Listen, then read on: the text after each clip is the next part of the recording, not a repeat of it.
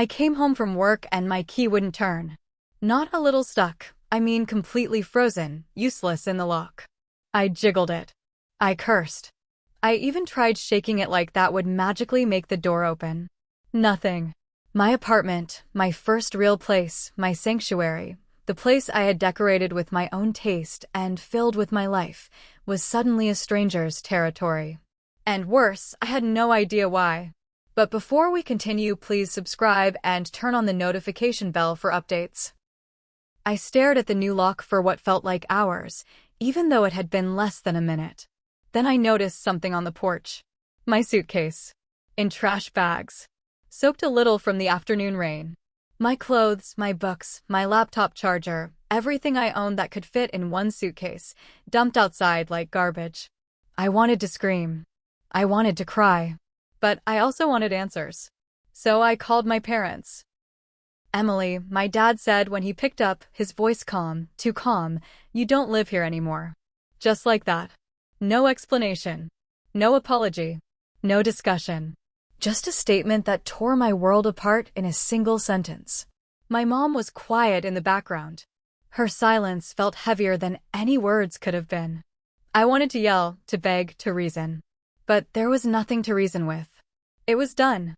I had just turned 24, living independently for the first time.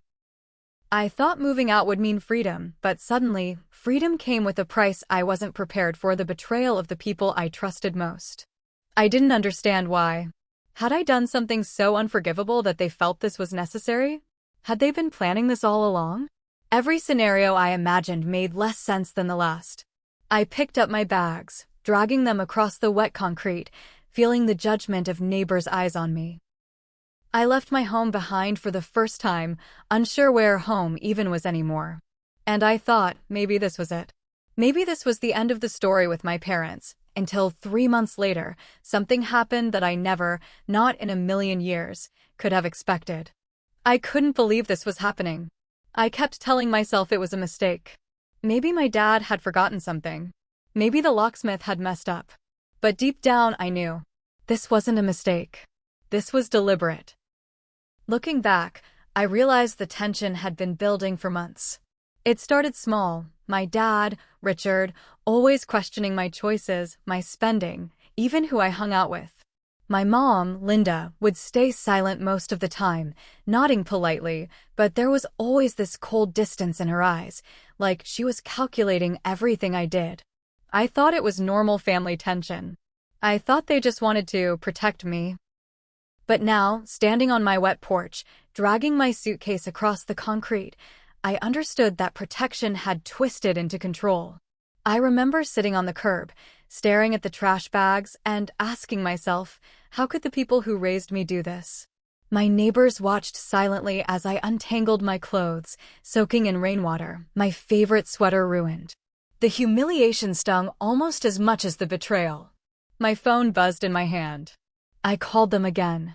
No answer. Only voicemail. I left a trembling message, trying not to sound panicked. Why? Please just tell me why. They never called back. That night, I wandered through my apartment-less life, trying to make sense of it. I thought about every fight, every disagreement, every time I'd tried to assert myself, and realized it wasn't just stubbornness on my side, it was their desire to control me.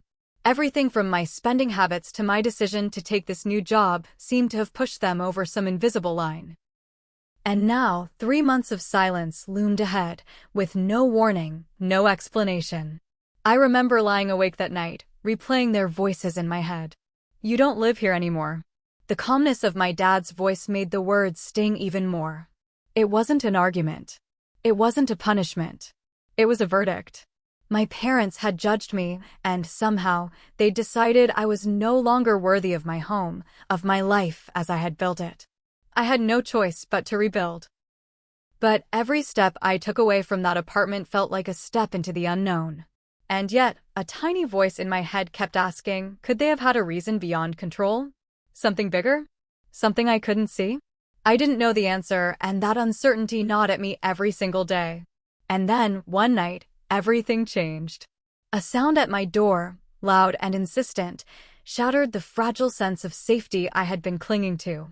I froze, heart hammering. Who would be standing there? 3 months passed, and I tried to pretend I was okay. I moved into a tiny studio apartment, one room that barely fit my furniture, and started over. My life had shrunk in space, but I tried to expand it in routine: work, errands, late-night walks, coffee at the corner cafe where no one knew my name. I told myself this was freedom, but it never felt that way. Every time I glanced at the door, every knock or creak of the floorboards made me flinch. My apartment felt safe and unsafe all at once. Safe because my parents weren't here, unsafe because I knew they could be anywhere, watching, waiting. I kept expecting an explanation, a call, anything that would make sense of the betrayal. But there was nothing. Just silence. Silence that echoed louder than any argument ever could. And with every passing day, the anger I felt toward them began to mix with confusion and a strange, reluctant curiosity. Why would they do this? Was it really about control, or was there something deeper? Something I had never noticed before? I started noticing small things. A letter slipped under my door and signed that read nothing more than, "Think carefully." A strange number calling that I didn't answer. Even small coincidences felt like signs, maybe warnings. My mind couldn't stop turning over the events, searching for clues, connecting dots that weren't necessarily connected. Every night, I replayed their faces, trying to read their expressions in memory. My dad's calmness, my mom's quiet tension. There was more there than I realized. Something they weren't telling me. Life went on, technically. I worked longer hours, filled my time with friends, tried to drown out the anxiety with Netflix and podcasts. But it never left me, that feeling of being watched, judged, betrayed by the people who were supposed to protect me. Even when I laughed, even when I cooked a nice dinner for myself, that thought lingered. They took away my home. They erased my life here. And they might come back. Then, one night, just when I had started to think maybe it was over, maybe they had given up, the sound came. It started as a single, sharp bang against my door. My stomach dropped. I froze. My pulse raced. I didn't recognize the rhythm at first, but then I did. Someone was trying to get in. My hands shook as I approached, every instinct screaming at me to hide, to run, to call the police. I took a deep breath, turned the knob, and opened the door. And there they were. There they were, my parents, standing on my doorstep as if nothing had happened. My heart was pounding so hard I thought they might hear it over the rain that had started again. Dad, Richard, looked calm, almost smug, like he had rehearsed this moment 1,000 times. Mom, Linda, fidgeted slightly, her hands twisting nervously, a flicker of guilt in her eyes that she quickly masked. I froze.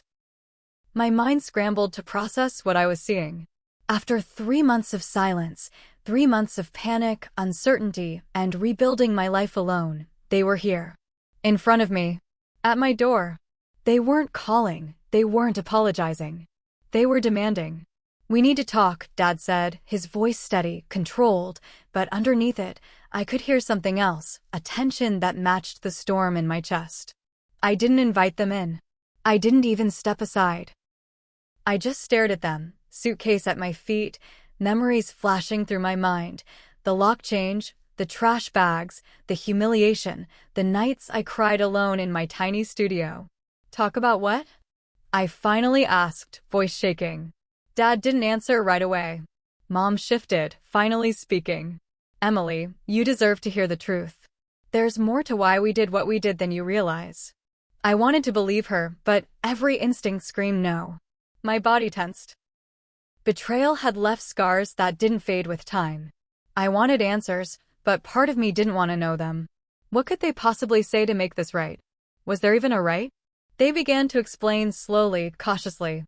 Not everything at once, just tiny pieces, like shards of a shattered mirror. Financial disputes I hadn't known about. Old family secrets, grudges I hadn't seen. Their actions weren't random. They were deliberate, twisted by a mixture of anger, fear, and what they believed was protection. Each revelation cut deeper, and yet, some part of me felt, almost understanding. Not forgiveness. Not even acceptance. Just a chilling recognition that the people who raised me could act this ruthlessly and still believe it was for my own good. As they spoke, I realized something terrifying. This confrontation wasn't about reconciliation. It was about control. About reminding me that no matter how far I ran, no matter how independent I tried to be, they could still reach me. I took a step back, my hand hovering near the door. Should I let them in? Could I even trust what they were saying? My mind raced, heart pounding louder than the storm outside. And just as I opened my mouth to answer, Dad leaned in slightly, a cold smile forming. "We're not done, Emily. Not by a long shot." I stepped aside and let them in, but only just barely. My apartment, my fragile sanctuary, suddenly felt like a battlefield. I watched them carefully, noticing every twitch of their hands, every flicker in their eyes, trying to read intentions that had never been simple. The storm outside rattled the windows, matching the storm inside me, a mix of anger, fear, and a strange, reluctant curiosity. They started talking, slowly unraveling the truth behind everything. Not all at once, but in pieces. It turned out the lock change wasn't just punishment. It was about money my parents thought I was mishandling, decisions I'd made they considered reckless, and a long-standing resentment that had built up quietly over the years.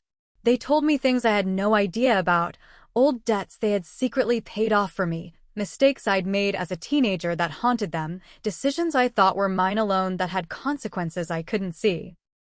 I listened, heart pounding, torn between disbelief and understanding. Part of me wanted to scream, to slam the door, to erase them from my life forever. Another part wanted to ask questions, to dig deeper, to find a way to make sense of what had shattered my world. I realized then that betrayal isn't always simple. Sometimes, the people who hurt you most do it believing they're right, and that's what makes it so devastating. By the time they finished speaking, hours had passed. The storm outside had calmed, but inside, I was left with a mixture of clarity and confusion. I understood a little more about why they acted as they did, but understanding didn't erase the pain. It didn't erase the humiliation of finding my life on the porch in trash bags, the months of anxiety, or the nights I cried alone in my tiny studio. I looked at them one last time before they left, their expressions a mix of guilt, pride, and control. I realized something I hadn't before. The people who raise you have power over your life, your memories, and sometimes even your sense of safety. But I also realized something else. My life, my choices, my independence are still mine. And no matter what, they can't take that away.